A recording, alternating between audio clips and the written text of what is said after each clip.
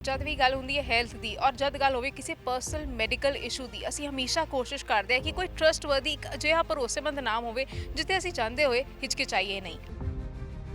ਲੁਧਿਆਣਾ ਦੇ ਵਿੱਚ ਇੱਕ ਮਸ਼ਹੂਰ ਨਾਮ ਇੱਕ ਭਰੋਸੇਮੰਦ ਨਾਮ ਬਣ ਚੁੱਕਾ ਹੈ ਜਨਤਾ ਹਸਪੀਟਲ ਜਨਤਾ ਪਾਇਲ ਸੈਂਟਰ। ਲੁਧਿਆਣਾ ਦੇ ਮਾਡਲ ਟਾਊਨ ਐਕਸਟੈਂਸ਼ਨ ਦੇ ਕ੍ਰਿਸ਼ਨ ਮੰਦਿਰ ਦੇ ਬਿਲਕੁਲ ਨਜ਼ਦੀਕ ਹੈ। पहले लोग शर्माते संकोच करते थे कि क्या इलाज इसका संभव है या नहीं है।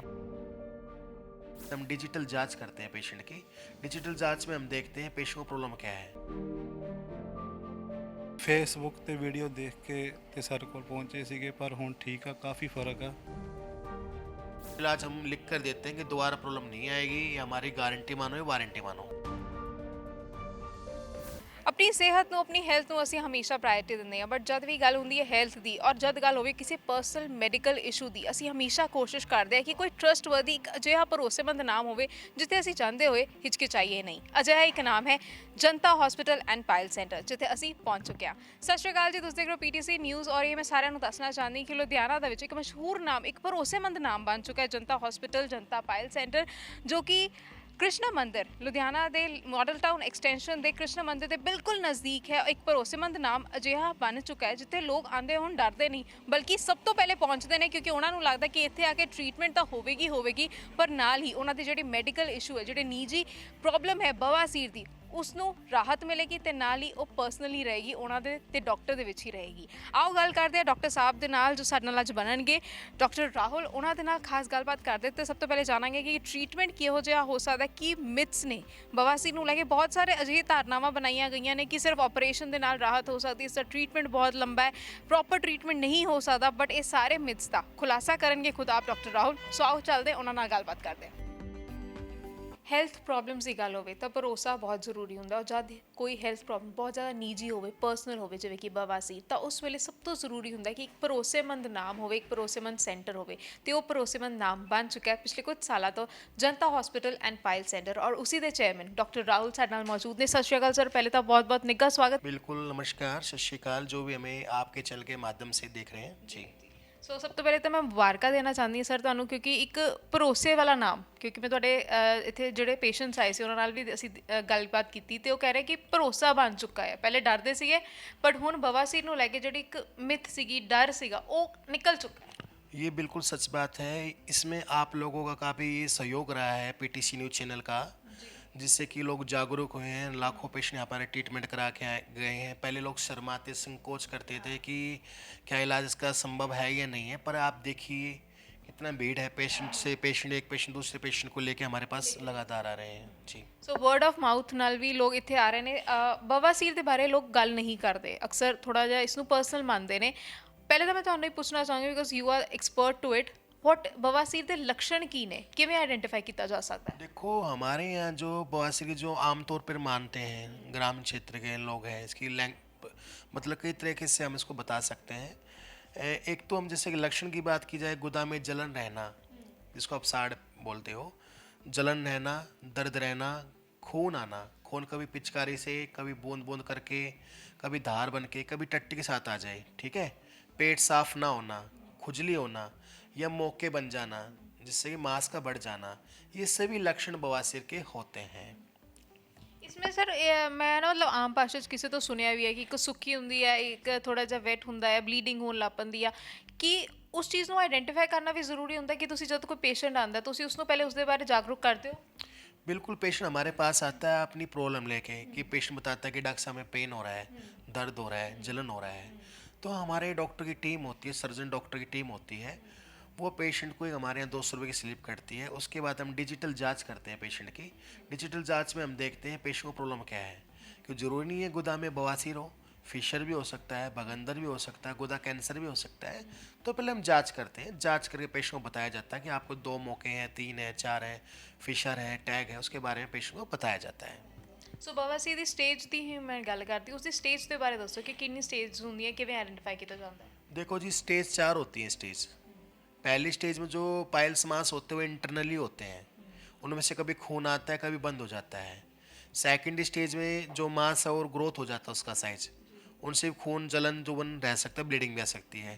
तीसरी स्टेज में मांस फूल के बाहर आ जाता है, पेशेंट को हाथ से अंदर करना पड़ता है। 4 ग्रेड के अंदर बिल्कुल बाहर ही रहता है जी। और उसके 2 टाइप्स माने गए हैं, इंटरनल पाइल्स, फर्स्ट या सेकंड ग्रेड पाइल्स इंटरनल में आ जाएगा, थर्ड या 4 ग्रेड पाइल्स एक्सटर्नल में आ जाएगा। इसके 2 टाइप्स होते हैं, bleeding piles, non bleeding piles, जो आपने भी पूछा कि खूनी बवासीर बादी बासीर, जिससे खून आता है उसको खूनी बवासीर बोल देते हैं, जिसको जलन दर्द वगैरह सोजिश रहती है उसको बादी बासीर बोल देते हैं। ਸੋ ਹੁਣ ਇੱਥੇ ਤੁਸੀਂ ਫਿਸ਼ੂਲਾ ਦੀ ਵੀ ਗੱਲ ਕੀਤੀ, ਉਸ ਦੇ ਬਾਰੇ ਦੱਸੋ ਕਿ ਉਹ ਕਿਵੇਂ ਆਇਡੈਂਟੀਫਾਈ ਕੀਤਾ ਜਾ ਸਕਦਾ ਹੈ ਜਾਂ ਉਹ ਕਿੱਦਾਂ ਪਤਾ ਲੱਗਦਾ ਕਿ ਹਾਂ ਇਹ ਪ੍ਰੋਬਲਮ ਹੈ। जो फिस्टुला जो होता है मल द्वार के बाहर, उसमें छोटे छोटे सुराख हो जाते हैं बारीक बारीक से, उसमें खुजलाहट होती है, पानी से पीप रेशा मवाद आता है ना, कभी आएगा कभी बंद हो जाएगा। पेशेंट को लगता है कि ये बाल तोड़ हो गया, ये छोटा मोटा इन्फेक्शन है, पर ऐसा नहीं है। और सबसे खतरनाक बड़ी बीमारी होती है जिसका ट्रैक बन जाते हैं, नली बन जाती है, इससे पौधे की जड़ फैलती है, इस तरह से फैलता है। किसी को 2 ओपनिंग है तो वो डबल फिस्टुला बोल रहे हैं, उसको 3 ओपनिंग हो उसको मल्टीपल फिस्टुला बोल देते हैं। आम तौर पर लोग उसका क्या चीरा लगवा देते हैं। उसके लक्षण जो होते हैं मैंने बताया, पानी से पीप मुआद आना, किसी किसी को एब्सेस बन जाता है, फोड़ा बन जाता है, जिसके कारण पेशेंट को बुखार, शरीर में थकावट रहने लगती है, हाथ पैरों में दर्द रहने लगता है, शरीर टूटा टूटा रहने लगता है। और इसका हमारा जो ट्रीटमेंट होता है, कई टेक्नोलॉजी से हम इलाज इसका करते हैं, जैसे कि लेजर ट्रीटमेंट करते हैं। हमारे पास पोलैंड की मशीन है अवेलेबल, पूरे पंजाब हमारे पास ही है, लेजर ट्रीटमेंट करते हैं। दूसरा ट्रीटमेंट हमारे पास वाफ ट्रीटमेंट होता है फिस्टुला के लिए, जो अभी दिल्ली एनसीआर में भी मौजूद नहीं है, वो जो कि हमारे हॉस्पिटल लुधियाना में मौजूद। ਪੰਜਾਬ 'ਚ ਲੁਧਿਆਣਾ हाँ जी, हाँ जी, आ गया अभी, है ना। और हमारे पास साथ में IRC मशीन होती है, इंफ्रारेड कोंगुलेशन, ये पाइल्स के लिए होती है। जो सेकंड ग्रेड की पाइल्स है या फर्स्ट ग्रेड की पाइल्स हैं, उसमें मस्सों द्वारा 10 से 15 मिनट के अंदर किरणों द्वारा मस्सों कोंगुलेट करके सुखा के ख़त्म कर दिया जाता है। इसमें पेशेंट को किसी प्रकार की बेहोशी नहीं होती, किसी को किसी प्रकार का टिक्का नहीं लगाना पड़ता रीढ़ की हड्डी में। पेशेंट 10 से 15 मिनट में इलाज करा के खुद चल के जा सकता है और किसी प्रकार का कोई साइड इफेक्ट नहीं है। और इलाज हम लिख कर देते हैं कि दोबारा प्रॉब्लम नहीं आएगी, ये हमारी गारंटी मानो या वारंटी मानो।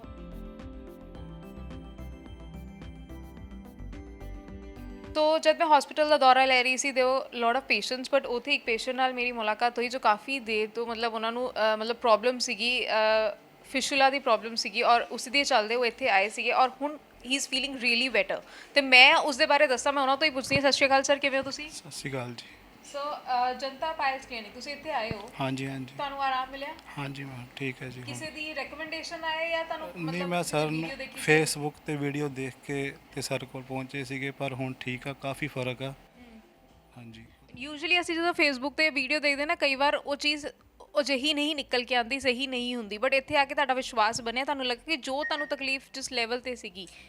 ਹਾਂਜੀ, ਸਰ ਨੇ ਨਾ ਮੈਨੂੰ ਗਾਰੰਟੀ ਦਿੱਤੀ ਹੈ, ਕਹਿੰਦੇ 100% ਤੁਹਾਨੂੰ ਠੀਕ ਹੋਏਗਾ, ਜੇ ਦੁਬਾਰਾ ਤੁਹਾਨੂੰ ਇਸ ਦਿੱਕਤ ਨਹੀਂ ਕਦੀ ਆਏਗੀ। ਤੇ ਹੁਣ ਜਦੋਂ ਪਹਿਲੇ ਦਿਨ ਆਏ ਸੀ ਤੇ ਹੁਣ ਨਹੀਂ, ਪਹਿਲੇ ਦਿਨ ਤਾਂ ਮੈਂ ਖੜਾ ਵੀ ਨਹੀਂ ਹੋ ਸਕਦਾ, ਪੱਖਦਾ ਸੀਗਾ ਜੀ, ਇੰਨੀ ਪੇਨ ਸੀਗੀ, ਦਰਦ ਸੀਗੀ ਇਸ ਚੀਜ਼ ਦੀ। ਪਰ ਹੁਣ ਮੈਂ ਖੁਦ ਚੱਲ ਕੇ ਆਇਆ ਆਪ, ਤੇ ਉਹਦੇ ਨਾਲ ਠੀਕ ਆ ਮੈਨੂੰ। ਹੁਣ ਚੈੱਕਅਪ ਵਾਸਤੇ ਆਇਆ ਦੁਬਾਰਾ। ਹਾਂਜੀ। ਇਸ ਤੋਂ ਪਹਿਲੇ ਕਿਤੇ ਹੋਰ ਵੀ ਗਏ ਸੀਗੇ? ਪਹਿਲੇ ਹੋਰ ਕਿਤੇ ਵੀ ਚੈੱਕਅਪ ਕਰਵਾ ਰਹੇ ਸੀ? ਨਹੀਂ ਮੈਡਮ, ਨਹੀਂ ਜੀ। ਇਹ ਨੇ ਇੱਕ ਪੇਸ਼ੈਂਟ ਜਿਨ੍ਹਾਂ ਨਾਲ ਗੱਲਬਾਤ ਕੀਤੀ, ਇਹਨਾਂ ਦਾ ਕਾਫੀ ਜ਼ਿਆਦਾ ਪ੍ਰੋਬਲਮ ਸੀ, ਕਾਫੀ ਜ਼ਿਆਦਾ ਜੂਝ ਰਹੇ ਸੀਗੇ ਫਿਸ਼ੂਲਾ ਦੀ ਪ੍ਰੋਬਲਮ ਤੋਂ, but now he is saying ਕਿ ਬਹੁਤ ਜ਼ਿਆਦਾ ਰਿਲੀਵਡ ਨੇ, ਔਰ ਉੱਥੇ ਉਹਨਾਂ ਦਾ ਟਰਸਟ ਇੱਕ ਵਾਰ ਫੇਰ ਤੋਂ ਇੰਸਟਿਲ ਹੋਇਆ ਹੈ ਕਿ ਹਾਂ ਹੁਣ ਮੈਂ ਇੱਥੇ ਠੀਕ ਹੈਗਾ ਆ, ਮੈਨੂੰ ਹੁਣ ਹੋਰ ਕਿਤੇ ਜਾਣ ਦੀ ਜ਼ਰੂਰਤ ਨਹੀਂ ਹੈ। ਪਾਇਲਸ ਨੂੰ ਲੈ ਕੇ ਫੀਮੇਲ ਔਰ ਬੱਚਿਆਂ ਦੇ ਵਿੱਚ ਵੀ ਇਹ ਪ੍ਰੋਬਲਮ ਅਕਸਰ ਦਿਖੀ ਗਈ ਹੈ, ਔਰ ਉਸੇ ਦੇ ਚੱਲਦੇ ਗੱਲ ਕਰਦੇ ਆ ਡਾਕਟਰ ਸੁਖਵਿੰਦਰ ਕੌਰ ਮੈਮ ਨਾਲ ਵੀ। ਸੋ ਮੈਮ, ਇਹ ਤਾਂ ਅਸੀਂ ਜਾਣਦੇ ਹਾਂ ਕਿ ਜਿਹੜੀ ਪਾਇਲਸ ਦੀ ਪ੍ਰੋਬਲਮ ਬਹੁਤ ਹੀ ਨਿੱਜੀ ਪ੍ਰੋਬਲਮ ਹੁੰਦੀ, but at the same time females ਔਰ ਬੱਚਿਆਂ ਦੇ ਵਿੱਚ ਕਿਵੇਂ ਆਇਡੈਂਟੀਫਾਈ ਕੀਤੀ ਜਾ ਸਕਦੀ ਹੈ? ਬੇਸਿਕਲੀ ਫੀਮੇਲਸ ਦੇ ਵਿੱਚ ਕੀ ਹੈ, ਪ੍ਰੈਗਨੈਂਸੀ ਤੋਂ ਬਾਅਦ ਇਹ ਪ੍ਰੋਬਲਮ ਬਹੁਤ ਜ਼ਿਆਦਾ ਪਾਈ ਜਾਂਦੀ ਹੈ because of the ਐਬਡੋਮੀਨਲ pressure on the anal area.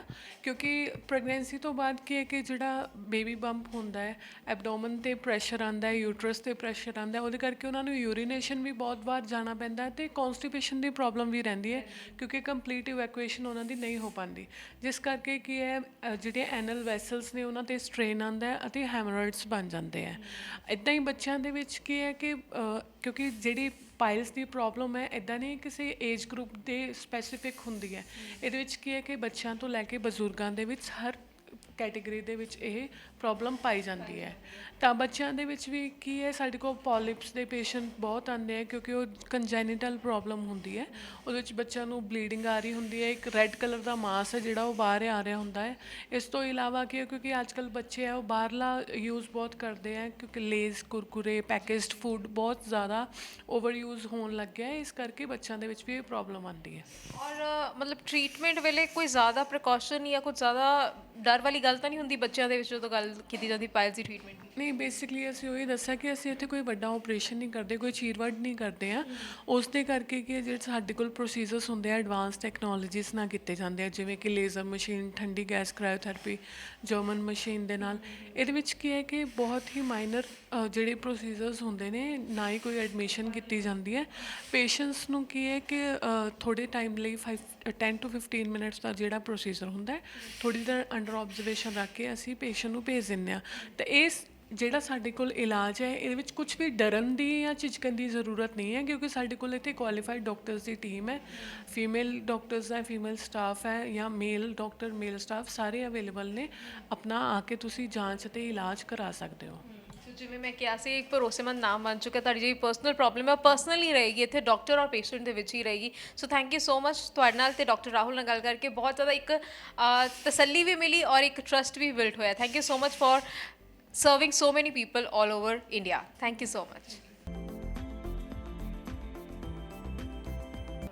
दोबारा प्रॉब्लम नहीं आएगी। इन केस कभी प्रॉब्लम आती है 99% नो चांस आती नहीं है। 1% अगर पेशेंट की कमी के कारण प्रॉब्लम आती है, हम बिल्कुल निःशुल्क इलाज करने के लिए हम तैयार हैं। ਸਰ ਹੁਣ ਤੁਸੀਂ ਦੱਸਿਆ ਕਿ ਜਿੱਦਾਂ 10-15 ਮਿੰਟ ਦੇ ਵਿੱਚ ਵੀ ਉਹ ਜਾ ਕਰ ਟ੍ਰੀਟਮੈਂਟ ਕਰਵਾ ਕੇ ਜਾ ਸਕਦੇ ਨੇ, ਉਸ ਤੋਂ ਬਾਅਦ ਇਹਤਿਆਤ ਵੀ ਰੱਖਣੀ, ਚਲੋ ਠੀਕ ਹੈ। ਬਟ ਇਸ ਚੀਜ਼ ਦਾ ਨਾ ਇੱਕ ਮਿਥ ਵੀ ਬਣਿਆ ਹੋਇਆ ਸੀ ਕਿ ਜਿਹੜੀ ਬਵਾਸੀਰ ਹੈ, ਪਾਇਲਸ ਹੈ, ਫਿਸਟੁਲਾ, ਇਹਨਾਂ ਦਾ ਨਾ ਹੱਲ ਇੱਕੋ ਹੀ ਹੈ, ਆਪਰੇਸ਼ਨ। ਪਹਿਲੇ ਜੋ ਇਹੀ ਸੁਣਿਆ ਜਾਂਦਾ ਸੀਗਾ। देखो जी, पुराने समय में जब लोग जागरूक नहीं थे, साइंस ने इतनी एडवांस टेक्नोलॉजी नहीं लाई थी, तो उस टाइम तो ऑपरेशन होते थे। लोग धागे वाला करते हैं, अभी भी लोग करते हैं ओल्ड मेथड।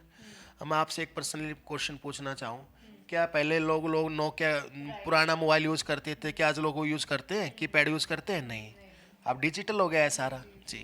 तो समय के साथ एडवांस टेक्नोलॉजी आती रहती है। हमारे जो डॉक्टर सर्जनों की टीम है और स्पेशल फॉरेन कंट्री जाती हैं, ट्रेनिंग करने के बाद फिर यहाँ पे आके पेशेंट को हम इलाज देना शुरू करते हैं। और जो वहाँ से देखते हैं भी लेटेस्ट टेक्नोलॉजी क्या है, वो हम लेटेस्ट टेक्नोलॉजी हॉस्पिटल में लाते हैं।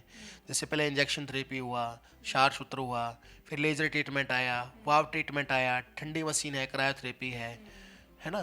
और प्लस हमारे पास है इसमें क्या नाम है, क्षारपातन भी करते हैं।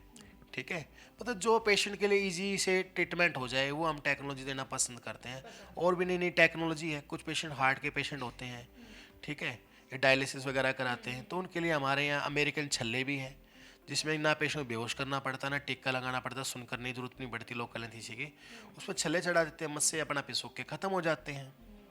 ਸਰ ਇਸੇ ਦੇ ਨਾਲ ਨਾ ਇੱਕ ਹੋਰ ਚੀਜ਼ ਮੇਰੇ ਜ਼ਿਹਨ ਦੇ ਵਿੱਚ ਆ ਰਹੀ ਹੈ ਕਿ ਜਿੱਦਾਂ ਪਹਿਲੇ ਆਪਰੇਸ਼ਨ ਜਾਂ ਕਿਸੇ ਵੀ ਤਰੀਕੇ ਦੀ ਟ੍ਰੀਟਮੈਂਟ ਕੀਤੀ ਜਾਂਦੀ ਸੀ, ਪ੍ਰੀਕਾਸ਼ਨਸ ਵੀ ਰੱਖੇ ਜਾਂਦੇ ਸੀਗੇ ਔਰ ਕੰਪਲਿਕੇਸ਼ਨਸ ਵੀ ਹੁੰਦੀਆਂ ਸੀ। ਕਿ ਇਹ ਸਾਰੀ ਜਿਹੜੀ ਐਡਵਾਂਸ ਟੈਕਨੋਲੋਜੀ ਸਾਡੇ ਤੇ ਤੁਸੀਂ ਜਨਤਾ ਹਸਪੀਟਲ ਦੇ ਵਿੱਚ ਆਈਆਂ ਨੇ, ਇਹਦੇ ਨਾਲ ਕੰਪਲਿਕੇਸ਼ਨਸ ਔਰ ਪ੍ਰੀਕਾਸ਼ਨਸ ਕਾਫੀ ਹੱਦ ਤੱਕ ਖਤਮ ਹੋ ਚੁੱਕੇ ਨੇ?